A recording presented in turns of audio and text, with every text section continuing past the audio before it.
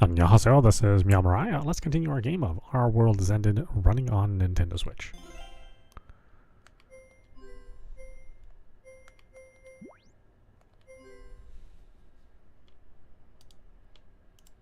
驚いたな。俺たちの夢の記憶は完全に一致してるじゃないか。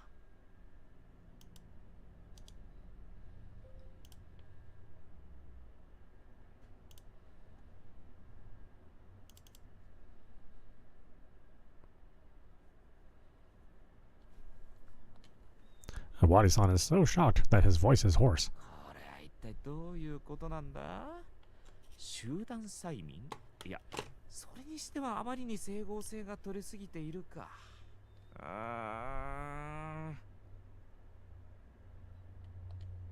He folds his arms and thinks. A short while passes, but he doesn't seem to come up with any answer. どうでもいいけど、今日はもう休ませてくれない？夢とは思えないぐらいに疲れてしまっているのよ。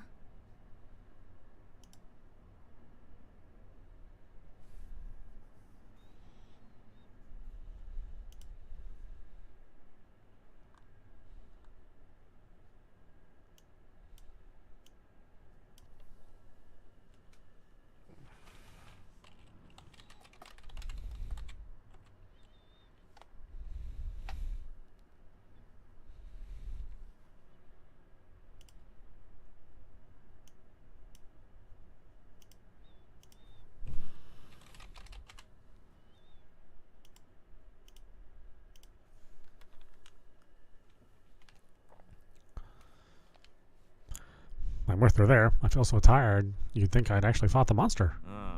まあそうだね。今晩のところは解散して各自ゆっくり体を休めてくれよ。この現象に関する検証はまた明日にしよ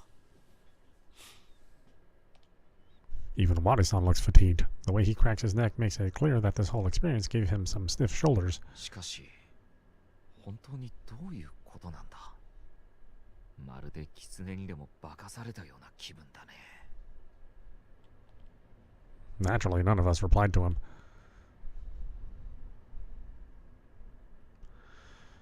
Though he let us go, I really didn't feel like leaving the office building. I'm too uneasy. I mean, what would I do if that RP map phenomenon happens again? Still, I don't intend to spend the night here. I actually feel like I've been here for 2 days. I want to go back to my apartment at least once. The shower I took wasn't real either, so I still feel Unisan's shaved ice syrup on my back. Asana-san and Unisan left a short while ago, and they're not coming back, so I decided to leave too. I go through the night town, heading for the Asakusa Station's Tobu line. Soon enough, I reach the Kami Nadimon Street. Upon reaching the Kami Nadimon itself, I stop in place. I'm close to where it happened. I could come this far in that dream, too. The loop starts a bit further on when trying to cross the intersection before the Asakusa Station. A chill goes down my spine as I remember the hell from back then. I see the Asakusa Station right in front of me. It's so close, yet feels so distant.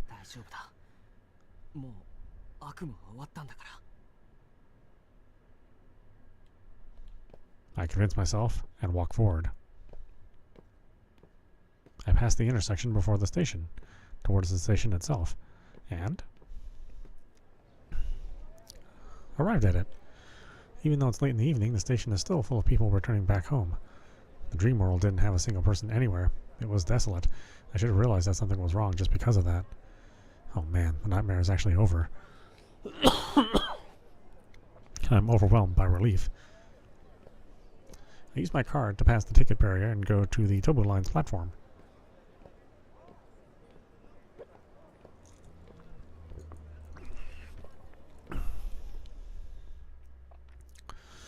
I'm just in time for the train, so I quickly run inside.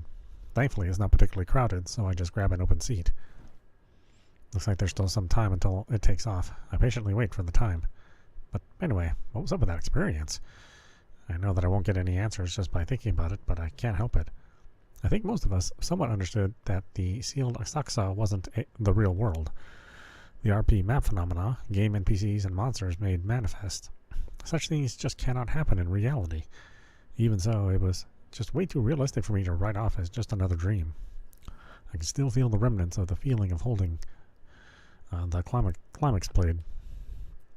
The experience was both extremely strange and incomprehensible. The bell rings. I raise my face and see something that makes me gasp. On the platform, there's a girl in a white one-piece dress. She looks much like the girl I met during the World Program experiments from 2 days ago. No, this noon. Surrounded by the ruins of Asakusa, she looked at me and said, "Be careful, the world is about to start." I never came to understand what those words meant. In fact, I just wrote it off as a delusion I saw because of the heat stroke. But if she's really the girl from back then, I should ask her what she meant by that. Suddenly, she raises her phone and points directly at me.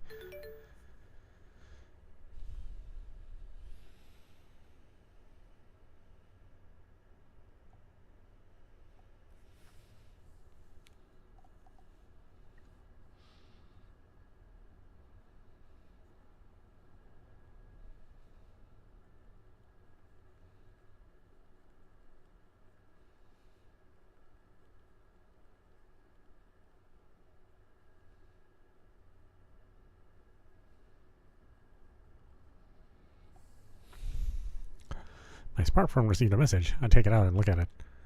The sender is unknown, but I open it regardless. "Be careful, the world has already begun." Back during the experiment at Asakusa, she said, "Be careful, the world is about to start." But now it's "Be careful, the world has already begun." Again, what am I supposed to make of this? I rise up from my seat to get off the train and ask her.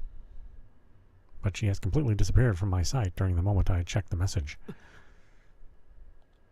As I become dumbfounded, the train's doors close. Then it slowly starts to move. I look at the message again. "Be careful, the world has already begun." As the train moves along, I can't shake the feeling that something outrageous will happen soon.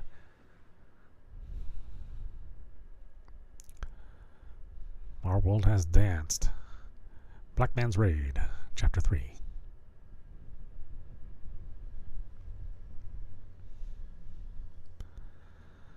Tobu line inside the car, 7/22/2017, Saturday, 12:26 p.m. A mechanical sound, vibrations under me. I'm in a train, looking at the outside scenery lit by the summer sun. It's a Tobu line train. I got on it at the Kidai Senju station, the one closest to my apartment, and am now on the way to the office in Asakusa. It's been a week already. A whole 7 days have passed since the moment we all lost consciousness during the World Program demo. I can still remember the meeting we had on the Monday right after that strange incident. 昨日俺たちに起こったことなんだがね。Wadi-san starts the meeting. あれは単なる夢なんかじゃなく、俺たち全員が確かに体験した実際の出来事だと確信しているんだが、みんなは右に同じだ。我が輩たちはあの時、確かに異界の扉をくぐってあちら側へと到達していたのだ。次元を超越した異世界へと。Yuruka-san's voice makes it pretty obvious he's still excited about what happened. 言うのもあれはただの夢なんかじゃないと思うんだ。みんなして同じ夢を見るなんて絶対おかしいよ。そうね。本当は認めたくないのよ。でもこれだけみんなの記憶が一致してるなんて単なる夢の一言では片付けられないわ。第一、現実感が半端なかったもんね。さすがにあんな体験しちゃうと認めざるを得ないわ。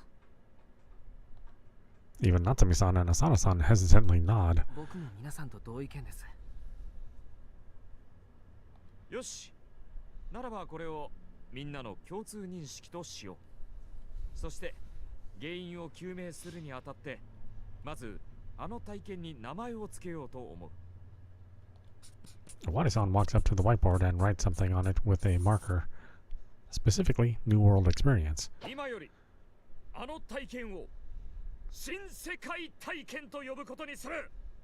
各自、今後はこの名前を使うようにね。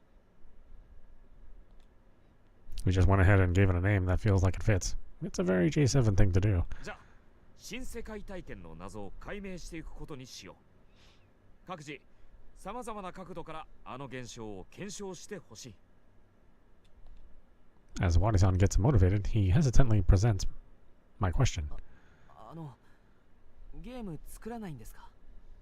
確か新作を作り始めるって話じゃ。 He doesn't even listen to me. There's nothing in his head but the examination of the NWE. そうだ。世界中で同じような事例がないかどうかも探してみる価値があるかもしれないね。レイジ君、この仕事は君に任せようか。なんだね、その気の抜けた返事は。俺たちの手であの摩訶不思議な新世界体験の謎を解き明かさなければならないんだよ。気合と情熱を持って全力で取り組もうじゃないか。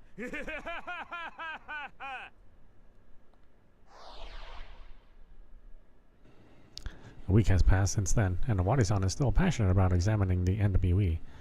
He said that we would start work on J7's newest 7th product. The new Axis, New Age, New Dimension RPG that utilizes the World Program's AR, and a World and Heaven. We barely did any work on it. With Awadi-san, our representative, being so engrossed in the mystery, we're not getting to work on the game much. I'm sure the experience had an effect on the others too, and they're not exactly in the mood for game development. As ordered by Awadi-san, I searched the internet for any other similar events. Though I've been doing it for a week, I have yet to find any valuable information. The fact that no amount of examination seemed to bear any fruit annoyed Awadi-san to the point that he said something absurd. Maybe my world program is just way better than I expected, like good enough to create that miraculous experience. The other members vehemently denied that. The program might have been the trigger, but it couldn't have created it. The experience was far beyond whatever the program could make, no matter how good it is. I want to solve the mystery too, honest. But frankly, I'm questioning the current state of things. All we're really doing is looking into it, and it's making me both uneasy and dissatisfied. We're a game development company, so what we should be doing is developing games.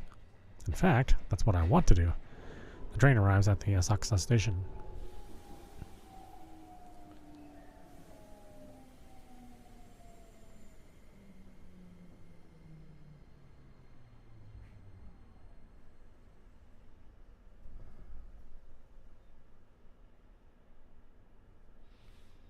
I guess I'm about to start another day of nothing but internet browsing.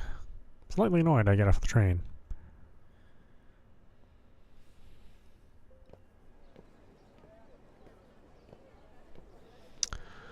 Once out of the station, I go straight for J7's office like I always do. I walk on the Kaminariman Street. I'll just call that Kami Street. That is really a long name. Then turn right and follow the Roku northwards. As I casually make my way to the base, I encounter a certain girl.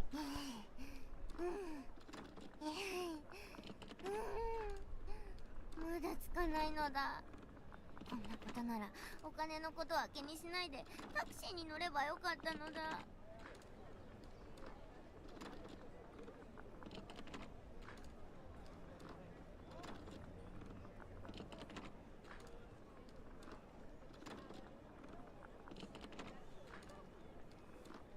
She's clearly a foreigner. The girl has light blonde hair and is about 120 centimeters tall. She's probably in elementary school. She's dragging a large suitcase behind her. It's clearly too big, considering how petite she is. It has casters on it, but she's still pulling it with a face as red as a tomato. There's no doubt that it's packed to the limit. もうちょっとなのだ。ゴールは近いのだ。えいえいおー。 She cheers herself on and keeps moving forward, making me want to cheer for her too. Suddenly, there's an accident. The girl slips on something. She falls on her behind, but it doesn't end there. The suitcase was so full of stuff that she couldn't close it properly. The moment it dropped to the ground, it opened up, letting the contents spread all around it. Clothes, sweets, plush toys scatter all over the path. The girl starts shouting. なぜにこんなところにバナナが。それも皮じゃなくて実の方が。わけがわからないのだ。 Looks like she slipped on a banana. I can understand her shock, though. Why the fruit? Why not the peel? これはもしかするとあの変態の陰謀なのか。 She gasps. そうに違いないのだ。きっとどこかから盗撮して美少女のパンツ丸見え動画をサブチャンにアップするのに違いないのだ。変態許すまじなのだ。She starts throwing a tantrum. I gotta say, I'm quite impressed by how fluent she is in Japanese. I'm also really surprised that she's used the word perv, hentai. Only one person comes to mind upon hearing it, Awadi-san. But I really don't think that he was the one who placed the banana there. If he did, he would have surely used the peel. Also, from what I know of him, he prefers a mature, glamorous sort of woman. He's not a lolicon, thankfully. What has happened before me is just an unfortunate accident. Nothing more, nothing less.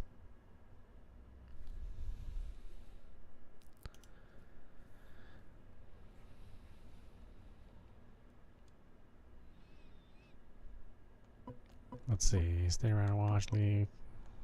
Call out to her as the default. I'll call out to her. I'm not too fond of the idea of just leaving her in this situation. 君大丈夫？ I walk up to her and talk to her. For a moment, she seems to make a happy face. But then she suddenly glares at me with those blue eyes of hers. これが大丈夫に見えるのか？パンツ丸見え動画がアップされちゃうのだぞ。ターニャの人生はお先真っ暗なのだ。 She loudly whines, then gives me a suspicious look. ひょっとしてお前もターニャのパンツが目的なのか？親切なふりをして声をかけて油断したターニャに何かいたずらをするつもりなんだな。この国は変態の巣窟なのだ。 I was just being nice, but she responded with hostility and outrageous accusations. I already regret approaching her. 助けようとして悪かったね。いたずらはしないけど、君がそう言うなら僕は行くよ。それじゃ。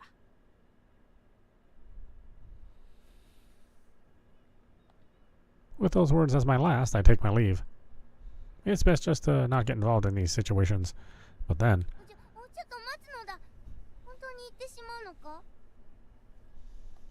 かないでほしいのだ。ターニャを見捨てないでほしいのだ。 the girl starts pleading with me. She sounds like she's on the verge of tears. Though she seems to be a bit of a frustrating character, she's a lone little girl who had her things scattered all over the place. She must be feeling really helpless. While considering that, I suddenly realize something important. It's her voice. I actually know a person that sounds just like her. It's Tatiana-san, J7's sub-programmer who's currently in a lab in Hokkaido. It's not just her voice. Her manner of speaking is similar too. But this can't be her, right? I mean, Tatiana-san's supposed to be a sexy, glamorous, mature woman. Well, yeah, I know that's just my assumption, but still, this can't be her. Tatiana-san's a genius programmer that rivals Awadi-san. I can't imagine her being this little girl. そこのあなた、昼間から往来で幼女にいたずらしていると、この国では逮捕されるわよ。 To my shock, I'm suddenly addressed by Natsumi-san. She rarely leaves the office building, so this encounter is downright miraculous. 夏美さん、それは誤解です。というか助けてください。夏美、そうか、お前がバナナトラップの犯人だな。 Apparently, the girl knows her. あれ、夏美さん、ひょっとしてこの子のこと知ってるんですか？いいえ、知らないわ。じゃあね。 And just like that, she starts walking away. ちょっと待つのだ。無視するな。こら、夏美、夏美、夏美。 Natsumi-san finally stops and turns around. She gives the girl a glare so cold you think she'd freeze. Though I'm looking from the side, I can easily tell that the girl is shaken. いや、間違えたのだ。夏美さん。無視するな。なのです。 Natsumi-san responds with a sigh. 相変わらず目上の者に対する礼儀がなっていないようね。タチアナ。 Tatiana. I hear the name all too clearly. Eh? Wait, so this girl is Tatiana-san? The final J7 member? Tatiana Alexandrovna?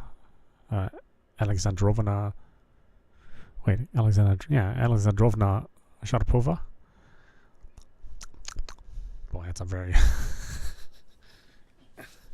I'm sure to somebody that's a simple, easy name to say, but not me. I really don't believe that, but even so, I hesitantly ask Natsumi-san for confirmation. 夏美さん、ひょっとしてこの子が北海道にいるジャッジメント7のメンバーのタチアナさんなんですか？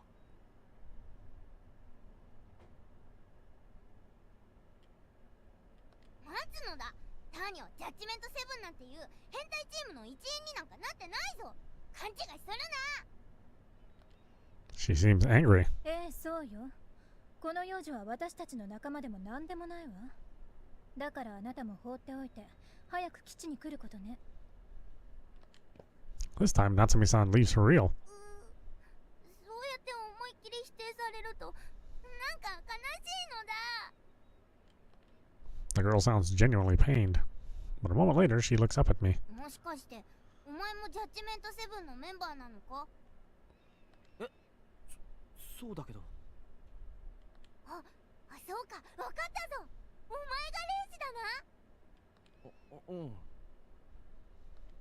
Upon hearing that, the girl starts acting haughty. なんだ。だったら最初から言ってほしかったぞ。そうすれば話が早かったのだ。さあレイジ、ターニャの荷物を拾い集めてスーツケースに詰め直すのだ。え？ほら、さっさと始めるのだ。 Eh? Why me? I would have said that out loud, but, well, I can't just leave all this stuff here. I gather the scattered items, put them back in the suitcase, and close it properly so it doesn't burst open again. じゃあ早く基地に行くのだ。スーツケースはレイジが引っ張るのだ。 She struts off forward, and I follow after a while, doing as I'm told. I've yet to acknowledge the fact that this girl is the same Tatiana that I heard over the voice chat. The situation and her behavior makes it pretty obvious that she is, but something inside me is vehemently refusing to accept it. It's probably that... No, it's crystal clear that I just want to keep the dream alive, to cling to the illusion that Tatiana-san is a sexy, glamorous blonde lady.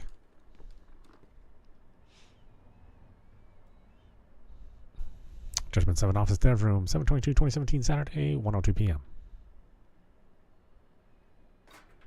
Tatiana-san goes straight into the J7 office building. I didn't need to give her any help finding the place. にゃんにゃんにゃんにゃん。ターニャのお出ましなのだ。皆の者、驚くのだ。 She vigorously jumps into the dev room and raises her arms high to assert her presence as strongly as possible. おお、ターニチか。夏美から話は聞いてたよ。遅かったじゃないか。にゃんにゃんにゃん。突然顔を見せてびっくりさせる作戦だったのにちっとも驚いてないのだ。全部夏美にバラされたのだ。別にバラしたつもりはないわ。驚かせるつもりなら口止めでもしておけばいいじゃない。年上なんだからそれくらい空気を読んでほしいのだ。 The girl's critical words make Natsumi-san fall silent and glare at Tatiana-san with a look so cold they can freeze. And just like last time, Tatiana-san becomes visibly shaken. でもターニャはみんなに驚いてほしかったのだ。それを楽しみにして北海道からはるばるやってきたのだ。なのに Tatiana-san's eyes start to water. She seems to be on the verge of crying.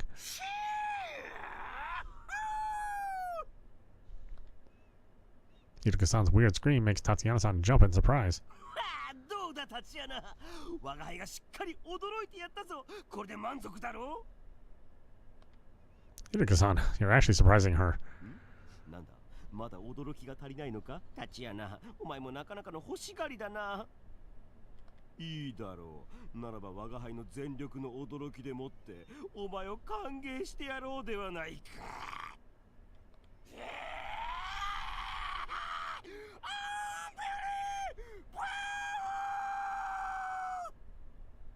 もう十分だぞ。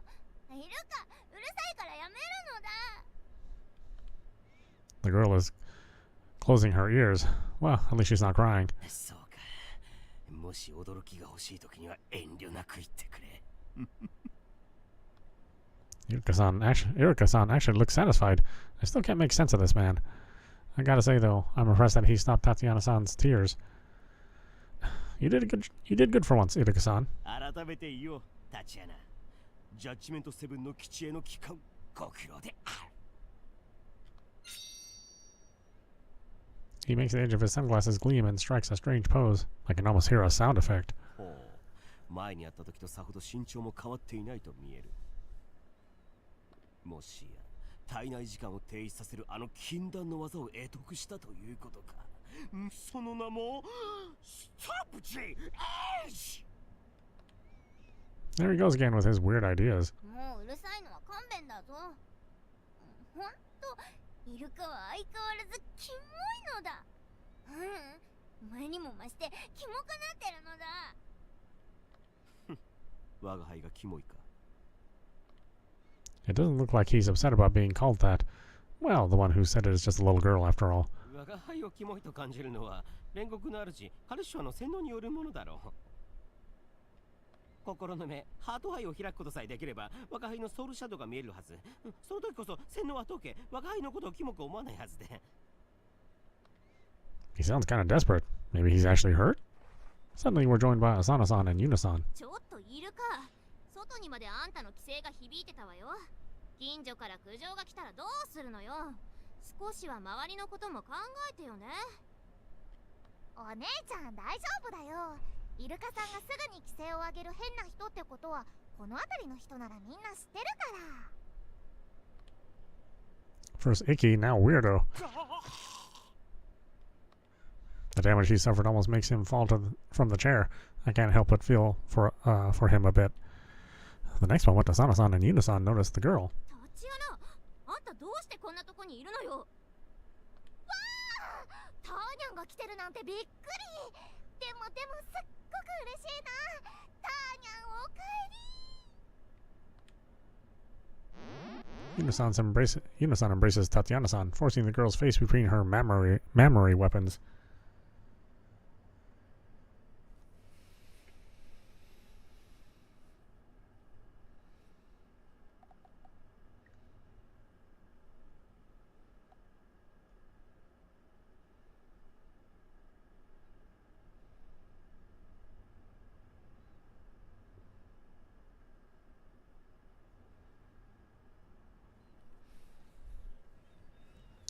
That right here is what Edori called a snug snug. I'm actually witnessing a real snug snug. ターニャン相変わらず可愛すぎ。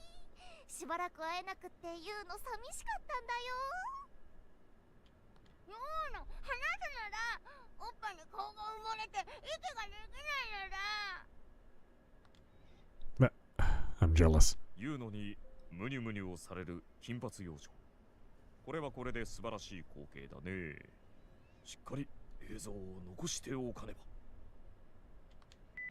ば。 As Wadi-san takes out his smartphone, I come up to him and whisper, 終わりさん、一応確認したいんですけど、この女の子がジャッジメント7のサブプログラマーのタチアナさんなんですか？ he looks at me like he can't believe I'm asking that. 他の誰だって言うんだい？ Yeah, I knew. Just checking. では紹介しよう。彼女こそがジャッジメント7のサブプログラマー、タチアナ・アレクサンドロバナ・シャラポバ。愛称はターニチカだ。違うよ、ターニャンだよ。禁断のロリータウェポンである。ただのお子様ね。つまりこれがタチアナってことよ。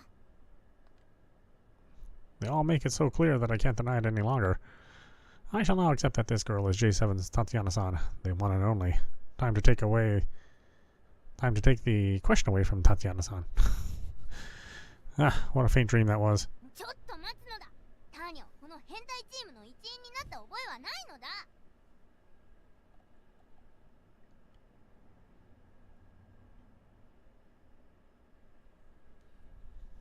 どうしてもって頼まれたから仕方なくゲームを作る手伝いをしているだけだぞ。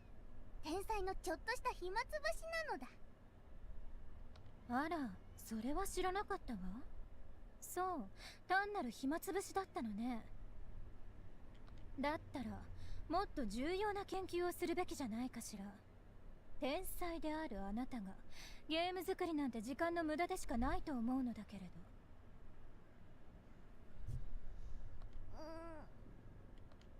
She looks like she's about to cry. 嘘なのだ。本当はゲーム作り結構楽しいぞ。だから手伝わせてほしいです。 She's mumbling so quietly I can barely hear her. Looks like she's really weak to Natsumi-chan, or Natsumi-san. I gotta say, she's quite the expressive person. I just met her, and I already saw her mad, laughing, and crying. Though I guess that's just part of being a child. あ、ひょっとしてそこにある小学校の机って。ああ、あれがターニチカの机だ。北海道の学校が夏休みや冬休みの時には長期滞在して作業をしてもらうこともあるからね。He gives a plain reply. I'm glad to finally have an answer to the question since I started working here, but I can't deny how disappointed I am. Man, I wanted to cling to my dream for a while longer. As I make a distant look, Iruka-san calls out to me. レイジー、どうしたのだ？さっきからほうけたような顔をしているではないか。いえ、何でもありません。ただ、ちょっと驚いてただけです。タチアナさんが小学生だったなんて想像もしてなかったんで。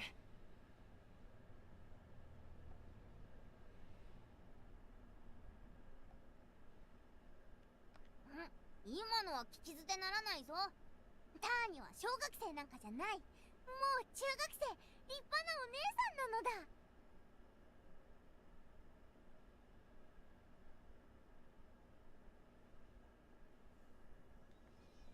最近は胸だって膨らんできたんだぞ。セクシーボディまであと少しなのだ。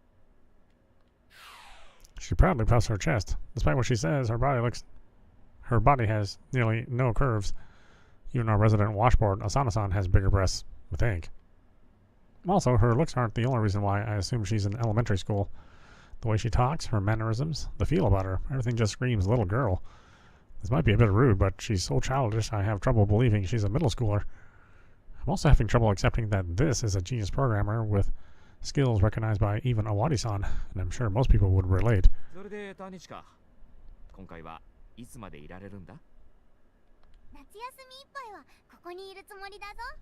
前みたいにお泊まりするのだ。ということで、この夏休みは Tatiana-san suddenly grabs my arm. このレイジをターニャのお世話係にするのだ。お世話係って何ですか？どうして？ I open my eyes wide in surprise. ターニャは天才だからな。日常のつまらない雑務に構っていられないのだ。だからお世話係が必要なのだ。わかりやすく言えば、この子すごく手がかかるのよ。ご飯を食べればポロポロこぼすし、しょっちゅう何かをひっくり返して汚すし、あとよく転んで生傷が絶えないし。Well, I already saw the last one happen, though that was probably due to the banana. プログラミングの技術以外は本当にお子様、幼稚園児みたいなのよね。だから面倒を見る人間が必要なのよ。夏美、今平然とターニャのこと侮辱したな。そうだぞ。幼稚園児はさすがに言い過ぎじゃないのかい？せいぜい小学校低学年ぐらいだろ。Awadi-san, I'm not sure if that comment helps. 二人とも好き勝手言うな。ターニャは手がかかる子供なんかじゃないぞ。立派なお姉さんなのだ。天才だからちょっと日常的なことが苦手だったりする。それだけなのだ。On the verge of crying, she strongly asserts her maturity. とにかくレイジをお世話係にするって決めたのだ。いや、タチアナさん、だったら僕じゃない方がいいんじゃないですか？他の人の方が。I'm not against it just because it seems like I'm not against it just because it seems like a bother. I don't have any experience taking care of little girls, so I feel it would be best to leave this role to someone who knows it. Tatiana-san, however, is adamant about her decision. ダメなのだ。だって世界は変態だし。幼女に罵られるのもゾクゾクするね。Yep, he's a colossal pervert. イルカはキモいし。ソファ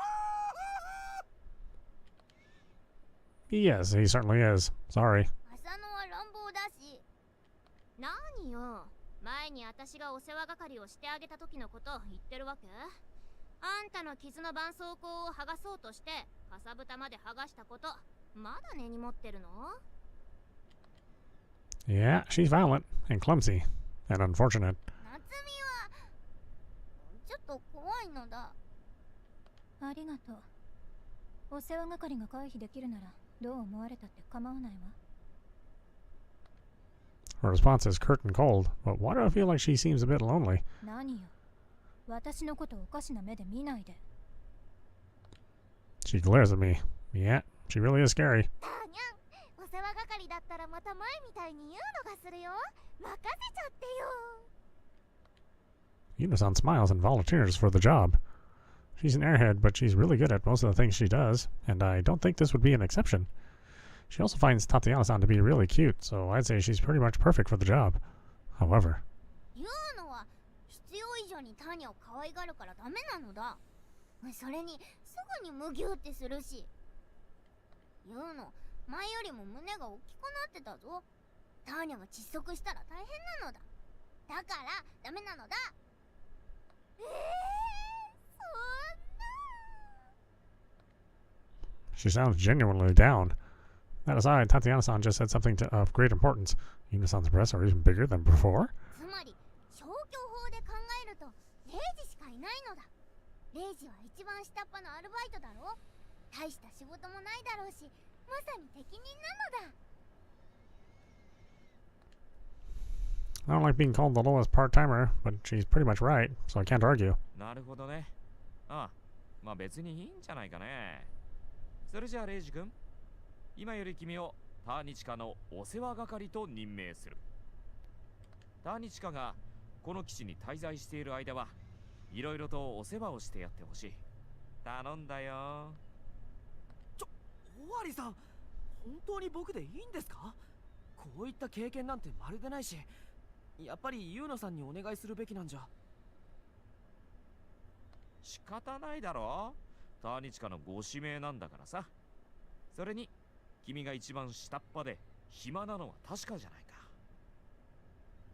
まあ大丈夫だよ。なんだかんだで君ならうまくやれるはずだ。自信を持って頑張ってくれたまえ。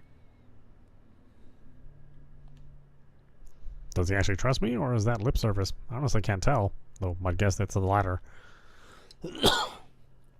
And just like that, I became Tatiana-san's attendant. レイジ、しっかり頼むぞ。 Still clinging to me, she looks up at me with a smile. Having no choice but to give in, I just sigh. はい。よろしくお願いします、タチアナさん。さんはつけなくてもいいぞ。ターニャは天才だけど心が広いからな。普通に呼び捨てで呼ぶことを許すぞ。あと敬語なんかも不要だぞ。ターニャはそういう堅苦しいのは嫌いなのだ。 Normally, I'd be averse to treating a senior at work like I would a normal friend, but in her case, and with her looks, I have no trouble making an exception. 分かった、タチアナ。しばらくの間だけど、よろしく。レイジ、よろしくなのだ。じゃあ早速荷ほどきをするぞ。必要なものを出さなきゃだからな。お、でもどさくさに紛れてターニャのパンツを取ったりしたらダメだぞ。そんなことしないって。冗談なのだ。レイジはリアクションが面白いぞ。これなら楽しめそうなのだ。She's starting to treat me like a toy? ターニャのお世話係ができるなんて、レイジ君すっごく羨ましいな。レイジがお世話係ね。息も合ってるみたいだし、仲良くやっていけるんじゃない？一応言っておくけれど、調子に乗っていたずらなんてしないようにね。そんなことをしたら即座に通報させてもらうから。やめてくださいよ。僕そんなことしませんから。よし。じゃあレイジ君とターニチカは荷ほどきを済ませてきてくれ。そしたらセブン評議会を開くからな。新作のワールドエンドヘブンの話だな。あれから全然連絡がなかったから、どんなことになってるのか楽しみなのだ。 A part of me is hoping that her arrival will finally make us get back to working on the new game, but alas. いや、議題は新作の話じゃない。もちろん新世界体験の検証に決まっているじゃないか。新世界体験。なんか世界からのメールに書いてあったやつだな。夢みたいな状況で全員が同じ体験をしたとか。あれって世界の冗談じゃなかったのか？ She's mentally a child, and even she thinks that the whole thing seemed like a joke. Well, it's the normal reaction. 冗談などではない。あれは実際に確実に俺たちに起こった不可思議な現実だったんだ。ターニチカの頭脳と技術力があれば本格的な検証を行うことができる。あの謎を絶対に解き明かすのだ。尾張さん、 As he becomes fired up, I give him a single question. ゲーム作らないんですか？ I'd like us to stop clinging to that mysterious phenomenon and focus on our real job, game development. Our days here are bound to be way more fun if we do. However, Owari-san shoots me down with a phrase as cold as it is curt. ゲームなんか作っている場合かね。 Really? Waste? You're the boss here. You can't just say that. We gather at the meeting space deeper in the dev room. Normally we prepare tons of snacks and juice, but sadly everyone already had lunch. That's why the only things on the table now are highly limited and basic. A part of me thinks that we might as well have nothing at all, but Wari-san seems to believe that a 7 council is complete without snacks and drinks. ターニャはレイジの隣に座るのだ。ちゃんとお世話するのだぞ。 Tatiana sits next to me and places the machine hanging over her shoulder on the table. タチアナ、それは？にゃっふっふ。これはハンドヘルド PC なのだ。市販の PC を改造して作った特別仕様なのだぞ。これさえあればどこでも本格的なプログラムが組めるのだ。She seems proud of it. それよりレイジ、ターニャが頼んだものちゃんと買ってきてくれたのか？ああ、うん。ついさっきコンビニに行って調達してきたよ。ご苦労なのだ。ターニャが欲しいと言ったらすぐに用意するのだぞ。よし、それでは始めようではないか。 Wari-san stands up and clears his throat. ジャッジメント7、総勢7名がここに集結した。今回はボイスチャットではなくターニチカ本人もいる。完全なるセブン評議会を始めようじゃないか。 Perfect sample! Confess you!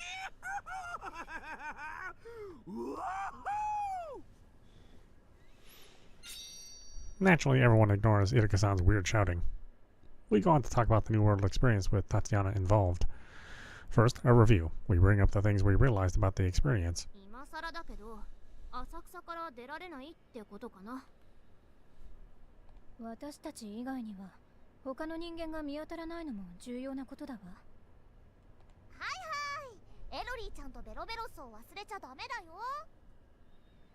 我が輩たちが想像し、想像したゲームのキャラやモンスターが具現化していること、実に興味深い現象だ。現実の世界とは時間の進み方が違っていましたよね。向こうで丸2日過ごしたのに、こっちではほんの数時間しか経っていませんでした。 As we talk, Wari-san writes the points down on the whiteboard. We went through this many times over the week, so it feels kind of stale. The only reason we're doing this is probably because Wari-san wants Tatiana to hear about the New World experience live. However, it doesn't work. Tatiana hasn't experienced it for herself, so she doesn't seem to believe us at all. She looks bored and mostly just ignores what we're saying. Eventually, all this talk of the NWE brings her to her limit, and she speaks up. ああ、もう分かったのだ。みんなしていつまでもわけのわからないことを言うなら、ターニャが力を貸してやるのだ。 Tatiana boots up her handheld PC and places her finger on the keyboard. ターニャ何するの？世界が作ったワールドプログラムを検証するためのプログラム、それを組み立てるのだ。おう、やってくれるか、ターニチカ。 Wari-san sounds overjoyed. 実は少し前から頼んではいたんだ。だがなかなかうんと言ってくれなくてね。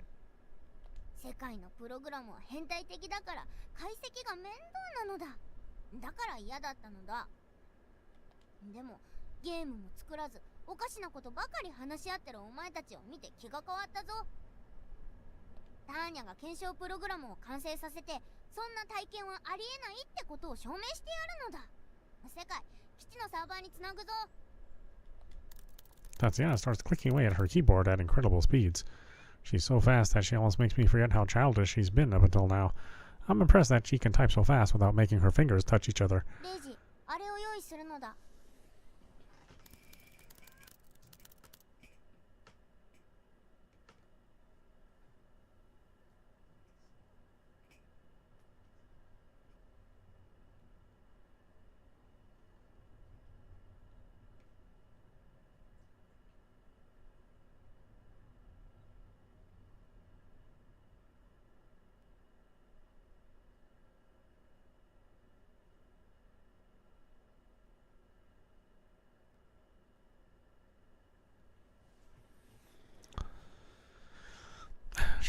She says that without even stopping. ああ、あれね。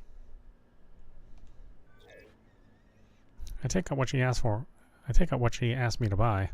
It's a large bunch of chocolate snack called Home Run Choco Bar. 食べさせるのだ。はいはい。 I unwrap one of them and put it in her mouth. She bites into it and starts chewing. Even then, her hands don't stop working. I can see now why she's considered a genius. Though I'm quite bothered by the mess around her mouth. She's eating so wildly that she's got melted chocolate all over her cheeks. I guess wiping that is also part of my job. タニチカもやる気になってくれたところで、俺から一つ提案があるんだ。議論も散々やり尽くしたことだし、そろそろ試してみる頃合いだと思うんだがね。試すって。終わり。あんたまさか。そのまさかだよ。もう一度新世界体験をしてみようじゃないか。His suggestion prompts an uproar from everyone, except Tatiana, who's too busy working. We haven't gone into the other Asakusa since last week's incident. One reason for that was the fact that we wanted to find out what caused it, but more than that, we were just scared. There was the obvious threat of the Velavelas Prime, but all the unexplainable phenomena made us seriously uneasy too.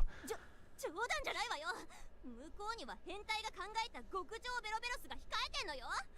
私たちが捕まっていやらしいことされたらどうすんのよ。私たちという言い方は適切ではないわ。だって浅野、あなたは大丈夫なのだから。Even in this situation, Natsumi-san doesn't forget her rational comments. 何よ、夏美。人の言葉の上げ足なんか取って。あんた性格悪いわよ。絶対友達いないでしょ。ええ、友達なんていないわ。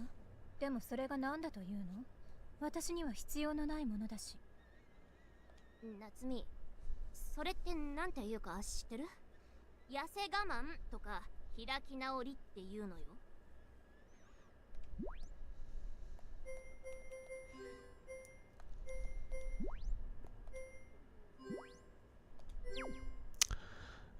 Okay, well, why don't we stop it there?